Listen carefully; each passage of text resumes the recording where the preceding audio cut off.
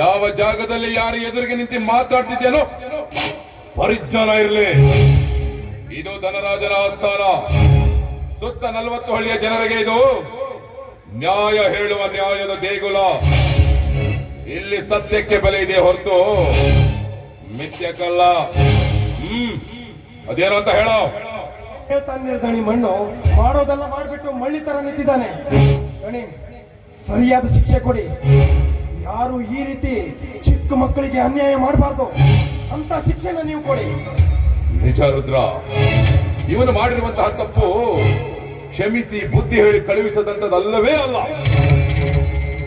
ನಾಳೆ ದಿನ ಪರಸ್ತ್ರೀಯನ್ನ ಕೆಟ್ಟ ದೃಷ್ಟಿಯಿಂದ ನೋಡುವ ಪ್ರತಿಯೊಬ್ಬರಿಗೂ ನಾನಿವತ್ತು ಇವನಿಗೆ ಕೊಡುವ ಶಿಕ್ಷೆ ಪಾಠವಾಗಬೇಕು. ಇಂಥವರಿರೋದ್ರಿಂದಲೇ ಸಮಾಜದಲ್ಲಿ ಹೆಣ್ಣು ಮಕ್ಕಳ ಮೇಲೆ ಶೋಷಣೆ, ಅನ್ಯಾಯ, ಅತ್ಯಾಚಾರ ನಡೀತಾ ಇರೋದು. ರುದ್ರ, ಊರು ತುಂಬ ಡಂಗ್ರ ಹೊಡೆದು ಊರಿನ ಜನರನ್ನೆಲ್ಲ ಆರ್ದ ಮರದ ಹತ್ರ ಬರ್ಲಿಕ್ಕೆ ಕೇಳು. ಊರ ಜನರ ಸಮ್ಮುಖದಲ್ಲಿ ಇವನನ್ನ ನೇಣಿಗೆ ಹಾಕ್ಬಿಡು. ಇದು ಈ ಧನರಾಜ ಕೊಡ್ತಾ ಇರೋ ತೀರ್ಪು. ತೀರ್ಪನ್ನ ಕೊಡೋಕ್ಕೂ ಮೊದಲು ಸ್ವಲ್ಪ ಯೋಚನೆ ಮಾಡಿ ತೀರ್ಪು ಕೊಡು. ಮಾಡೋದೆಲ್ಲ ಮಾಡ್ಬಿಟ್ಟು ನನಗೆ ಬುದ್ಧಿವಾದ ಹೇಳ್ತೀರೋ? ಏನು ನೋಡ್ತಿದ್ರೆ ಹೇಳ್ಕೊಂಡೋಗ್ರು. ನಾನ್ ತಪ್ಪು ಮಾಡಿದ್ದೀನಿ ನಿಜ, ಆದ್ರೆ ನನ್ನ ತಪ್ಪನ್ನ ತಿದ್ಕೊಳ್ಳೋಕೆ ನೀನು ಒಂದೇ ಒಂದು ಅವಕಾಶನ ಕೊಡಬೇಕಿತ್ತು.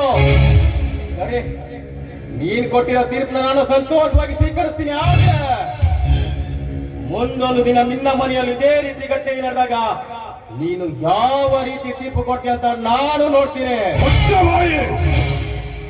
ಇವನು ನ್ಯಾಯವಂತರ ಮನೆತನದ ಕುಡಿ, ಮಾನವಂತರ ಮನೆತನದ ಕುಡಿ. ನ್ಯಾಯಕ್ಕಾಗಿ ಹುಟ್ಟಿದ್ದೇನೆ, ನ್ಯಾಯಕ್ಕಾಗಿ ಬದುಕಿದ್ದೇನೆ. ಸಮಯ ಬಂದ್ರೆ ನ್ಯಾಯಕ್ಕಾಗಿ ಸಾಯ್ತೇನೆ ಕೂಡ. ತಪ್ಪು ಮಾಡಿದವರು ತಂದೆ ಆಗಲಿ, ಮಗಲಾಗಲಿ, ಬಂಧು ಆಗಲಿ, ಯಾರೇ ಆಗಲಿ ಅದು ತಪ್ಪೇ. ತಪ್ಪು ಮಾಡಿದವರಿಗೆ ತಕ್ಕ ಶಿಕ್ಷೆ ನೀಡೋದು ನನ್ನ ಕಾಯಕ. ಭದ್ರ, ಬೆಳ್ಕೊಂಡು ಹೋಗು ಇವನನ್ನ. ನಾನು ಸತ್ತು ಪ್ರೇತವಾಗಾದ್ರೂ ಸರಣೆ ನಿನ್ನ ಮನೆಯ ಸುತ್ತ ಸುತ್ತ ಇರ್ತೀನಿ, ನೆನ್ಸ್ಕೋ.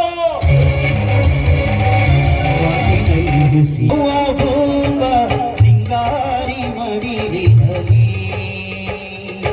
ಬರ್ತಾನವ್ವ ಭೂಪ, ಬರ್ತಾನವ್ವ ಭೂಪ, ಸಿಂಗಾರಿ ಮಡಿಲಿನಲ್ಲಿ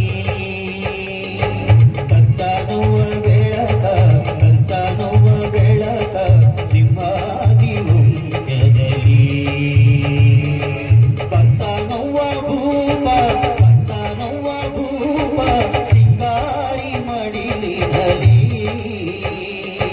ಬರ್ತಾನವ್ವ ಬೆಳಕ, ಬರ್ತಾನವ್ವ ಬೆಳಕ, ಸಿಂಹಾದಿ ವಂಶದಲ್ಲಿ, ಈ ಸಿಂಹಾದಿ ವಂಶದಲ್ಲಿ. ದಣಿ, ಇಂಥ ಸಂತೋಷದ ವಿಷಯನ ಊರೆಲ್ಲರಿಗೂ ಹೇಳ್ಬರ್ತೀನಿ. ಎಲ್ಲರಿಗೂ ಸಿಹಿ ತಿಂಡಿ